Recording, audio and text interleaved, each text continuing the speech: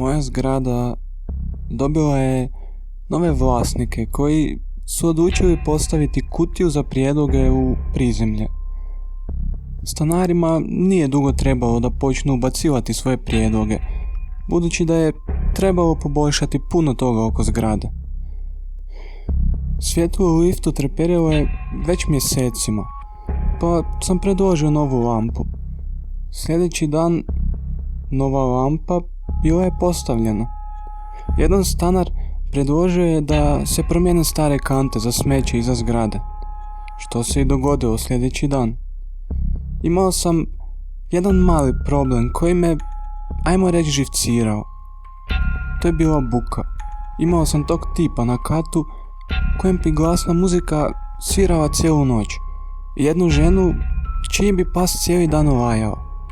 Psi čak nisu ni bili dopušteni u stanovima, kao ni pušenje i slične stvari. Neprimjetno sam ubacio papirić, samo da vidim da li se može išta napraviti oko toga. Kad sam sljedeći dan došao s posla, nije bilo lajanja.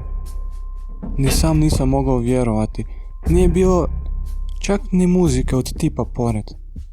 Prvi puta sam u tišini popio svoju kavu i popušio par cigareta. Ujutro sam iznosio smeće i usput ubacio još jednu poruku o mojem razbijenom interfonu. Iza zgrade bio je trag krvi koji je vodio do kontejnera. Bačen unutra u velikoj crnoj vreći bio je pas od moje susjede. Sljedeći dan sam čuo viku i plać iz stana 5F. Stan tipa sa muzikom.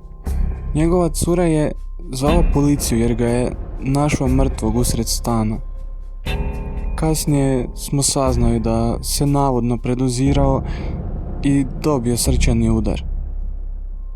Subota navečer. Taman kad sam se spremao izaći, moj interfon je počeo zvoniti. Javio sam se.